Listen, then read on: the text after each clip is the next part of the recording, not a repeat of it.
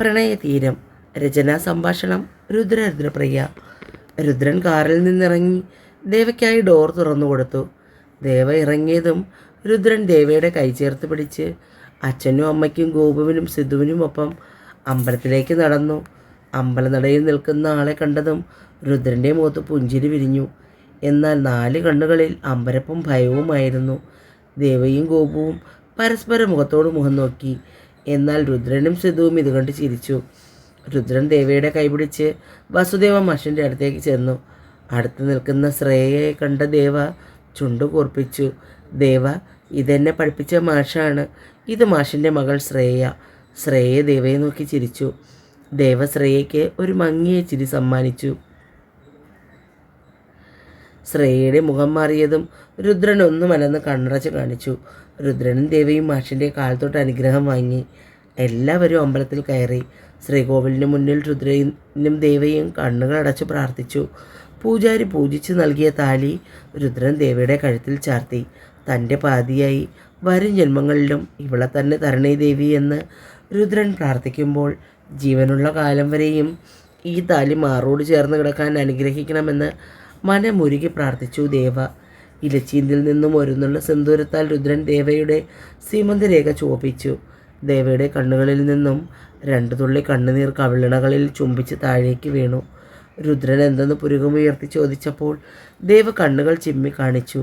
ബാക്കിയുള്ള ചടങ്ങുകളെല്ലാം വീട്ടിൽ സജ്ജമാക്കിയ പന്തലിൽ വച്ചായിരുന്നു. തിരികെയുള്ള യാത്രയിൽ ദേവയും രുദ്രനും പിന്നിലായിരുന്നു, ഗോപു മുന്നിലും. ഇടയ്ക്ക് സിദ്ധു നോക്കുമ്പോൾ ഗോപു മുഖം വലിച്ചു കയറ്റിയിരിക്കും. സിദ്ധു പതിയെ തൻ്റെ കവിളിൽ തലോടി. ഗോപുവിൻ്റെ ചിന്തകൾ കുറച്ചു മണിക്കൂറുകൾ മുന്നേയുള്ള സംഭവത്തിലേക്ക് പോയി. ദേവയും രുദ്രനും താലികെട്ട് കഴിഞ്ഞ് രജിസ്റ്ററിൽ ഒപ്പുവയ്ക്കാൻ പോയ നേരം സിദ്ധു ഗോപുവിൻ്റെ കയ്യും പിടിച്ച് പ്രദക്ഷിണം വയ്ക്കാൻ തുടങ്ങി. 2 പേരും അമ്പലത്തിന് പിന്നിലെ ആൽമരത്തിൻ്റെ ചുവട്ടിലെത്തി. സിദ്ധു ഗോപുവിൻ്റെ കൈ പിടിച്ച് അടുത്തിരുത്തി. എന്താ സിദ്ധുവേട്ടാ കാര്യം? താനിവിടെ ഇരിക്ക്, എനിക്കൊരു കാര്യം പറയാനുണ്ട്. എന്താ കാര്യം? നമ്മുടെ വിവാഹം, അത് നടക്കുന്ന കാര്യം സംശയമാ. സിദ്ധുവേട്ടൻ എന്താ ഈ പറയുന്നതെന്ന് വല്ല ഓർമ്മയുണ്ടോ? ഇന്നലെ ഞാൻ വീട്ടിൽ അച്ഛനുമായി ഇതിനെക്കുറിച്ച് സംസാരിച്ചു ദേവ. അച്ഛൻ എതിർപ്പാണിടോ. അച്ഛൻ്റെ ഒരു ഫ്രണ്ടിൻ്റെ മകളുമായി എന്നെ നിശ്ചയം നടത്താൻ അച്ഛൻ നേരത്തെ വാക്ക് കൊടുത്തിട്ടുണ്ട്. ഞാൻ ഇന്നലെയാണ് അതറിഞ്ഞത്. ഗോപുവിൻ്റെ കണ്ണുകൾ സിദ്ധു പറയുന്ന കാര്യം കേട്ട് നിറഞ്ഞു പെയ്തുകൊണ്ടേയിരുന്നു. സിദ്ധു ഇടം കണ്ണിട്ട് ഗോപുവിനെ നോക്കി. അപ്പോൾ എന്നെ പറ്റിക്കുകയായിരുന്നു അല്ലേ? ഞാൻ മണ്ടി. ആർക്കും ശല്യമാകില്ല. ഇപ്പോഴെങ്ങനെ പറഞ്ഞല്ലോ, നന്ദിയുണ്ട്. ദൈവമേ, എല്ലാം കൈവിട്ട് പോവുകയാണല്ലോ. പെണ്ണ് സീരിയസ് ആണ്. സിദ്ധു വേഗം ഗോപുവിൻ്റെ മുന്നിൽ കയറി നിന്നു. ഗോപു സിദ്ധുവിനെ മറികടന്ന് പോകാൻ തുടങ്ങി. സിദ്ധു ഗോപുവിൻ്റെ കയ്യിൽ പിടിച്ച് നിർത്തി. നീ എന്താ പറഞ്ഞത്? ഞാൻ നിന്നെ പറ്റിച്ചെന്നോ? അങ്ങനെ ഒരു നട്ടലില്ലാത്ത കാമുകനല്ല ഞാൻ. സ്നേഹിച്ച പെണ്ണിനെ കൈയൊഴിയാൻ. രുദ്രൻ്റെ റിസപ്ഷൻ്റെ അന്ന് എൻ്റെ നിൻ്റെ നിശ്ചയമാണ് വീട്ടുകാർ തീരുമാനിച്ചിരിക്കുന്നത്. അറിയുമോ ചുള്ളിക്കമ്മിന്? എല്ലാവരും ചേർന്ന് തീരുമാനിച്ചുറപ്പിച്ചതാണ് നിനക്കൊരു സർപ്രൈസ് തരാൻ. പറഞ്ഞു തീർന്നില്ല. ഗോപുവിൻ്റെ കൈ സിദ്ധുവിൻ്റെ കാരണം പുകച്ചു. ഇങ്ങനെയാണോ സർപ്രൈസ് തരുന്നത്? ഞാൻ എന്തുമാത്രം ടെൻഷൻ അടിച്ച് സഹിച്ച് സങ്കടപ്പെട്ട് ഇത്രയും ദിവസം. ആർക്കൊക്കെ അറിയാമായിരുന്നു ഇതെല്ലാം? അച്ഛനും അമ്മയ്ക്കും രുദ്രനും എല്ലാം അറിയാമായിരുന്നു. നിനക്കും ദേവയ്ക്കും മാത്രമാണ് ഒന്നും അറിയാത്തത്. അപ്പോൾ എല്ലാവരും കൂടെ ചേർന്ന് എന്നെ മണ്ടിയാക്കുകയായിരുന്നല്ലേ? ഗോപു സിദ്ധുവിൻ്റെ നെഞ്ചിൽ ചാരി പൊട്ടിക്കരഞ്ഞു. ആരുടെയൊക്കെയോ കാൽപ്പര്യമാറ്റം കേട്ട് 2 പേരും അകന്നു മാറി. ഗോപു സിദ്ധുവിനെ നോക്കി കണ്ണുരുട്ടി. അതിനുശേഷം അമ്പലത്തിൽ നിന്നും പുറത്തേക്കിറങ്ങി. ഇന്ദീവരത്തിനു മുന്നിൽ കാർ ചെന്ന് നിന്നു. 4 പേരും കാറിൽ നിന്നിറങ്ങി. വീടിന് മുന്നിൽ തയ്യാറാക്കിയ പന്തലിൽ രുദ്രൻ ഇരുന്നു. താലപ്പൊലിയോടൊപ്പം അഷ്ടമംഗല്യ താലവുമായി ദേവയും ഗോപുവും ഗീതയും ചേർന്ന് മണ്ഡപത്തിലിരുത്തി. ഇരുവരും പരസ്പരം മോതിരം കൈമാറി. ദേവ രുദ്രൻ്റെ കാൽ തൊട്ട് തൊഴുത് പുടവ വാങ്ങി. പിന്നീട് അങ്ങോട്ട് ഫോട്ടോഗ്രാഫർമാരുടെ ബഹളമായിരുന്നു. 2 പേരെയും ഇരുത്തിയും നിർത്തിയും ഓരോ ഫോട്ടോ എടുപ്പ്. ഫുഡ് കഴിക്കാൻ ഒടുവിൽ സിദ്ധു വന്ന് കൂട്ടിക്കൊണ്ടുപോയി. ഫുഡ് കഴിച്ചു കഴിഞ്ഞ് ദേവ രുദ്രൻ നൽകിയ ചില്ലി റെഡ് സാരി ഉടുത്തു. മാലു നൽകിയ നിലവിളക്കും വാങ്ങി വലതുകാൽ വെച്ച് വീട്ടിലേക്ക് കയറി. നിലവിളക്ക് പൂജാമുറിയിൽ വെച്ച് രുദ്രനും ദേവിയും മനസ്സ് നിറഞ്ഞ് പ്രാർത്ഥിച്ചു. മാലുവും ഗീതയും വാസന്തിയും ചേർന്ന് പെണ്ണിനും ചെറുക്കനും പാലും പഴവും നൽകി. ചടങ്ങുകളെല്ലാം മുറപടി നടന്നു. ഗോപു, നീ ദേവമോളെ മുകളിലേക്ക് കൂട്ടിക്കോ. ഇതൊക്കെ ഒന്ന് മാറി ഫ്രഷ് ആവട്ടെ. ദേവ് ഗോപുവിനെയും കൂട്ടി മുകളിലേക്ക് പോയി. രുദ്രൻ്റെ റൂമിൽ ദേവയ്ക്കായി ഡ്രസ്സെല്ലാം നേരത്തെ തന്നെ റെഡിയാക്കി വെച്ചിരുന്നു. ഗോപു ദേവയെ മുല്ലപ്പൂ അഴിച്ചു മാറ്റാൻ സഹായിച്ചു. ഇതിനിടയിൽ സിദ്ധു പറഞ്ഞ കാര്യങ്ങൾ ദേവയെ അറിയിച്ചു. അച്ഛനും അമ്മയും ഏട്ടനും ബാക്കിയുള്ളവർക്കും കാര്യങ്ങളെല്ലാം അറിയാമായിരുന്നു. ഗോപുവിനും ദേവയ്ക്കുമാണ് ഒന്നും അറിയാതിരുന്നത് എന്ന് ഗോപു പറഞ്ഞു. ആദ്യം രണ്ടുപേർക്കും ദേഷ്യം തോന്നിയെങ്കിലും പിന്നീട് ഒരുപാട് സന്തോഷം തോന്നി. ഇനി ഞാൻ താഴേക്ക് ചെല്ലട്ടെ, സാരി നീ മാറ്റുമല്ലോ? ഗോപു വാതിൽ ചാരി പുറത്തേക്ക് ഇറങ്ങുന്നതിന് മുമ്പ് ദേവയോട് ചോദിച്ചു.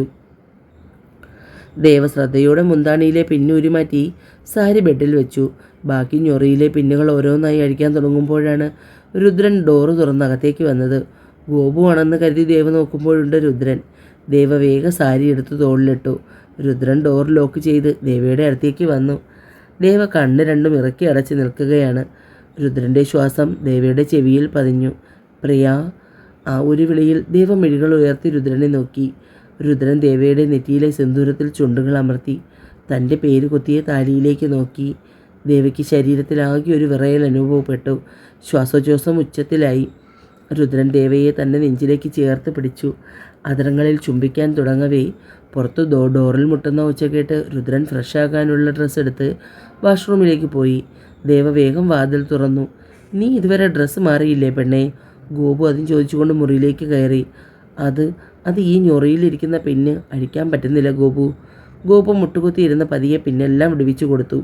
രണ്ടുപേരും ചേർന്ന് സാരി ഒരുവിധം അഴിച്ചെടുത്തു. ദേവ വേഗം ഒരു ചുരിദാർ എടുത്ത് ധരിച്ചു. അപ്പോഴേക്ക് രുദ്രൻ ഫ്രഷായി പുറത്തേക്ക് പോയി. ഇനി വേഗം ഫ്രഷായി താഴേക്ക് വാ ഗോപു. ഈ ആമ്മടപ്പെട്ടി അമ്മ ഒന്ന് ഏൽപ്പിച്ചു.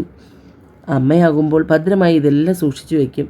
ശരി, നീ വേഗം വായോ, ഞാനിപ്പോൾ വരാം. ദേവ ഫ്രഷായി ഒരു പീച്ച് കളർ ചുരിദാർ എടുത്തണിഞ്ഞ് താഴേക്ക് പോയി. ദേവയെ കണ്ട കൃഷ്ണ ദേഷ്യത്തിൽ അവളെ നോക്കി. രുദ്രനൊത്തുള്ള ജീവിതം ഞാൻ ഒരുപാട് ആഗ്രഹിച്ചതാണ്. പക്ഷെ നീയാണ് അതെല്ലാം തട്ടിയെടുത്തത്. ഇന്ന് വരെ ഞാൻ ആഗ്രഹിച്ചതൊന്നും നേടിയെടുക്കാതെ ഇരുന്നിട്ടില്ല. അതിനെന്തു മാർഗവും ഞാൻ സ്വീകരിക്കും. നീ ഒന്ന് കരുതിയിരുന്നോ? കൃഷ്ണ ചവിട്ടിത്തുള്ളി അകത്തേക്ക് പോയി. ദേവ എന്ത് ചെയ്യണമെന്നറിയാതെ ഒരു നിമിഷം പകച്ചു നിന്നു. വൈകുന്നേരത്തോടു കൂടി ഏകദേശം ബന്ധുക്കളും മടങ്ങിപ്പോയി. റിസപ്ഷൻ അന്ന് എല്ലാവരും ഇനി വരും. ഗീതമ്മായി ഇറങ്ങി വന്നു. ഇനി 2 ദിവസം കഴിഞ്ഞല്ലേ ചേച്ചി റിസപ്ഷൻ? അതും കൂടി കഴിഞ്ഞിട്ട് പോയാൽ പോരെ? അത് പറ്റില്ല മഹി, ഞങ്ങൾക്ക് റിസപ്ഷൻ്റെ അന്ന് രാവിലെ എത്താം. കൃഷ്ണയ്ക്ക് ലീവില്ല, അവൾക്ക് ജോലിക്ക് പോകണ്ടേ?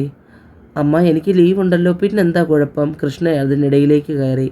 ബാക്കി പറയാൻ അനുവദിക്കാതെ ഗീത കൃഷ്ണയെ ഒന്ന് നോക്കി. നമുക്ക് പോകാം. രാത്രിയിൽ എല്ലാവരും ഒരുമിച്ചിരുന്ന് ഭക്ഷണം കഴിക്കുമ്പോൾ രുദ്രൻ ദേവയെ തന്നെ നോക്കുകയാണ്. നെറ്റിയിൽ സിന്ദൂരമൊക്കെ ഇട്ടപ്പോൾ പെണ്ണിനിപ്പോൾ വല്ലാത്ത ചന്തമാണ് കാണാൻ. മാലുവും ഗോപുവും കൂടി ദേവയെ സെറ്റുമുണ്ടൊടിപ്പിച്ചു. തലയിൽ മുല്ലപ്പൂ ചൂടി കയ്യിൽ ഒരു ഗ്ലാസ് പാലും കൊടുത്ത് രുദ്രൻ്റെ റൂമിലേക്ക് വിട്ടു. മുകളിലേക്കുള്ള ഓരോ പടി കയറുമ്പോഴും ദേവയ്ക്ക് വിറയൽ തുടങ്ങി.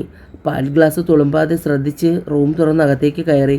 പലതവണ ആ മുറിയിൽ കയറിയിട്ടുണ്ട്. എങ്കിലും ദേവയ്ക്കിന്നെന്തോ വല്ലാത്ത ബുദ്ധിമുട്ട് തോന്നി. ബാൽക്കണിയിലിറങ്ങി പുറത്തേക്ക് നോക്കി നിന്നു. രുദ്രൻ മുറിയിലേക്ക് വരുമ്പോൾ ദേവയെ കണ്ടില്ല. രുദ്രൻ ഡോർ ലോക്ക് ചെയ്ത് ബാൽക്കണിയിലേക്ക് ചെല്ലുമ്പോൾ ആകാശത്തേക്ക് നോക്കി താലി കൈകൊണ്ട് ചുറ്റിപ്പിടിച്ച് നിൽക്കുന്ന ദേവ. രുദ്രൻ പിന്നിലൂടെ ചെന്ന് ദേവയുടെ വയറിലൂടെ കൈചുറ്റി തോളിൽ മുഖം ചേർത്ത് വെച്ചു. തൻ്റെ പ്രിയപ്പെട്ടവൻ്റെ പരിചിതമായ ഗന്ധം ദേവ രുദ്രനോട് കുറച്ചുകൂടി ചേർന്ന് നിന്നു. രുദ്രൻ ദേവയെ ചേർത്ത് പിടിച്ച് സോപാനത്തിലിരുന്നു. എന്താ പ്രിയ, എന്താ ആലോചിക്കുന്നത്? ഞാൻ അമ്മയെയും അച്ഛനെയും ഓർത്ത് ദേവേട്ടാ. അവരുണ്ടായിരുന്നെങ്കിൽ ഇപ്പോൾ ഒരുപാട് സന്തോഷിക്കുമായിരുന്നല്ലേ. ഇനി ഇതൊക്കെ ഓർത്ത് സങ്കടപ്പെട്ടിരിക്കണോ? ദേവേട്ടാ, എന്നെ ഒരിക്കൽ എൻ്റെ അച്ഛനും അമ്മയും ഉറങ്ങുന്ന ഇടത്തേക്ക് കൊണ്ടുപോകുമോ? എൻ്റെ പ്രാണനെ അവർക്കും കൂടി ഒന്ന് കാണിച്ചു കൊടുക്കാനാ. വരുമോ ദേവേട്ട എൻ്റെ ഒപ്പം? കണ്ണ് നിറഞ്ഞ് ചുണ്ട് വിതുമ്പി നിൽക്കുന്ന പെണ്ണിനെ കാണേ രുദ്രൻ്റെ നെഞ്ചു പിടഞ്ഞു. വരാം, നിനക്ക് എപ്പോൾ പോകണമെന്ന് തോന്നുന്നുവോ അപ്പോൾ പോകാം. ഇനി ഈ കണ്ണ് നിറയ്ക്കല്ലേ. കണ്ണ് നിൽക്കാൻ കഴിയാത്തുണ്ടാടി. ഏറെ നേരം രുദ്രനും ദേവിയും സോപാനത്തിൽ തന്നെ ഇരുന്നു. പ്രിയ, ഇവിടെ തന്നെ ഇങ്ങനെ ഇരുന്നാൽ മതിയോ? രുദ്രൻ ദേവയെ 2 കയ്യാലെ വാരിയെടുത്ത് മുറിയിലേക്ക് പോയി. അവളെ ബെഡിൽ കിടത്തി. ദേവ രുദ്രൻ്റെ മുഖത്തേക്ക് തന്നെ നോക്കിക്കിടന്നു. രുദ്രൻ ദേവയെ വലിച്ച് നെഞ്ചത്തേക്ക് കിടത്തി അവളുടെ നെറ്റിയിൽ ചുണ്ടമർത്തി. ഉറങ്ങാം, രാവിലെ മുതൽ ഒരുങ്ങിക്കെട്ടി നിൽക്കുന്നതല്ലേ, എൻ്റെ പെണ്ണിന് ക്ഷീണം കാണും. രാവിലെ ദേവയാണ് ആദ്യം ഉണർന്നത്. ഫ്രഷായി വരുമ്പോൾ രുദ്രൻ ഉറക്കമാണ്. ദേവ വേഗം ഒരു ധാവണി എടുത്ത് ചുറ്റി തോർത്തഴിച്ചു മുടി നന്നായി തുവർത്തി. കണ്ണിൽ മഷിയിട്ടു. നെറ്റിയിൽ ഒരു നുള്ളു സിന്ദൂരം തൊട്ടു. ഒരു കുഞ്ഞു പൊട്ടും കുത്തി താഴേക്ക് പോയി. പൂജാമുറിയിൽ വിളക്ക് വെച്ച് പ്രാർത്ഥിച്ച് നേരെ അടുക്കളയിലേക്ക് ചെന്നു. അമ്മയുടെ മോള് പതിവ് സമയത്താണല്ലോ. മാല ദേവയെ നോക്കി. കഴുത്തിലെ താലിയും നെറ്റിയിലെ സിന്ദൂരവും അവൾക്ക് എന്തെന്നില്ലാത്ത ഭംഗി നൽകി. മാലുവിൻ്റെ കൺകോളിൽ നീർ പൊടിഞ്ഞു. എന്താ അമ്മേ കണ്ണു നിറഞ്ഞത്? എൻ്റെ സീതയ്ക്ക് ഇത് കാണാനുള്ള ഭാഗ്യമില്ലാതെ പോയല്ലോ. മാലു മിഴികളൊപ്പി. മാലുവും ദേവയും ചേർന്ന് പതിവ് പോലെ ജോലികൾ തീർത്തു. മോളി ചായ ദേവന് കൊണ്ട് കൊടുക്ക്, ബാക്കി ജോലി അമ്മ ചെയ്തോളാം. ദേവ ചായയുമായി മുറിയിലേക്ക് പോയി. ദേവ മുറിയിൽ ചെല്ലുമ്പോൾ രുദ്രൻ ഉറക്കത്തിലാണ്. ദേവേട്ടാ, താൻ പതിവ് പോലെ നേരത്തെ ഉണർന്നു. എന്നും എഴുന്നേൽക്കുന്ന സമയം കഴിഞ്ഞാൽ പിന്നെ ഉറക്കം വരില്ല ദേവേട്ടാ. എണീറ്റ് ചായ കുടിക്ക്. രുദ്രൻ ദേവയെ വലിച്ച് നെഞ്ചിലേക്കിട്ടു. ദേവേട്ട ഇതെന്താ കാണിക്കുന്നേ? ഒന്നും കാണിച്ചില്ലല്ലോ. കാണിക്കാൻ പോകുന്നേ ഉള്ളൂ ഭാര്യയെ. ഇന്നലെ ആഘോഷിക്കാത്ത നമ്മുടെ ഫസ്റ്റ് നൈറ്റ് രാവിലെ ആക്കി കുഴപ്പമുണ്ടോ? വീടങ്ങോട്ട്. രാവിലെ വസ്ത്രത്തിടം കാണിക്കാതെ നമുക്ക് അമ്പലത്തിൽ പോകണം. ഞാൻ കുളിച്ച് റെഡിയായതാ. ദേവേട്ടൻ പോയി വേഗം കുളിച്ചിട്ട് വാ, നമുക്ക് അമ്പലത്തിൽ പോകാം. അതിന് സാരമില്ല, നമുക്കൊന്നുകൂടെ കുളിക്കാം. ഈ ദേവേട്ടൻ. ദേവരുദ്രനെ തള്ളി മാറ്റി എണീറ്റ് പിന്തിരിഞ്ഞതും രുദ്രൻ അവളുടെ ധാവണിയിൽ പിടിച്ച് വലിച്ചു. തോളിൽ നിന്നും ധാവണി അകന്നു മാറി. ദേവ വേഗം പിന്നിലേക്ക് നീങ്ങി ചുമരിൽ തട്ടി നിന്നു. രുദ്രൻ അവളെ ചുമരോട് ചേർത്ത് നിർത്തി അവളുടെ ശരീരത്തിൽ അമർന്നു നിന്നു. ദേവയുടെ കണ്ണുകൾ രുദ്രൻ്റെ കണ്ണുകളുമായി കൊരുത്തു. ആ കണ്ണുകളിൽ നോക്കുമ്പോൾ തന്നെ നഷ്ടപ്പെടുന്നത് പോലെ ദേവയ്ക്ക് തോന്നി. ദേവ മിഴികൾ താഴ്ത്തി. രുദ്രൻ ദേവയുടെ മുഖം പിടിച്ചുയർത്തി അവളുടെ ചാമ്പയ്ക്ക ചുണ്ടുകളിൽ പതിയെ ചുംബിച്ചു. ദേവയിലേക്ക് അമരുമ്പോൾ തനിക്കുണ്ടാകുന്ന വികാരങ്ങളിൽ പെട്ടു നിൽക്കുകയാണ് രുദ്രൻ. രുദ്രൻ്റെ ചുണ്ടുകൾ ദേവയുടെ തോളിലെ മറകിൽ പതിയെ ചുംബിച്ച് നാവുകൊണ്ടൊഴിഞ്ഞു. രുദ്രൻ്റെ നെഞ്ചിൽ ദേവയുടെ നഖങ്ങൾ ആഴ്ന്നിറങ്ങി. രുദ്രൻ്റെ വിരലുകൾ ദേവയുടെ പുക്കിൾച്ചുഴിയിൽ അമർന്നതും ദേവ ഒന്ന് ഉയർന്നു പൊങ്ങി രുദ്രനെ ഒന്നുകൂടി ചേർത്ത് പിടിച്ചു. പെട്ടെന്നാണ് രുദ്രൻ്റെ ഫോൺ റിങ് ചെയ്തത്. രണ്ടുപേരും പിടഞ്ഞു മാറി. രുദ്രൻ നോക്കുമ്പോഴുണ്ട് ദേവ ആകെ ചുമന്ന് നിൽക്കുന്നു. ഇതെന്താ ഇങ്ങനെ ചുമന്നാൽ? എനിക്ക് കൺട്രോൾ കിട്ടില്ല. രുദ്രൻ ദേവയുടെ ഇടുപ്പിൽ പിടിച്ച് ചേർത്ത് നിർത്തി. രുദ്രേട്ടൻ വേഗം ഫ്രഷായി വായോ, നമുക്ക് അമ്പലത്തിൽ പോകണ്ടേ? നീ ഇങ്ങനെ നിന്നാൽ ഇന്ന് അമ്പലത്തിൽ പോക്ക് നടക്കില്ല, പകരം വേറെ ചിലതൊക്കെ നടക്കും. ദേവ വേഗം ധാവണി എടുത്ത് ചുറ്റി രുദ്രനെ തള്ളി മാറ്റി പുറത്തേക്ക് പോകാൻ തുടങ്ങി. രുദ്രൻ അവളെ വലിച്ചു പിടിച്ച് കണ്ണാടിയുടെ മുന്നിൽ നിർത്തി. കണ്ണിലെ മഷി നെറ്റിയിൽ പടർന്ന സിന്ദൂരവും തുടച്ച് നേരെയാക്കി. ഇനി പൊയ്ക്കോ. സിദ്ധു പലതവണ ഗോപുവിനെ ഫോണിൽ വിളിച്ചെങ്കിലും ഗോപു ഫോൺ എടുത്തില്ല. ഒടുവിൽ സിദ്ധു നേരെ ഇന്ദീവരത്തിലേക്ക് തിരിച്ചു.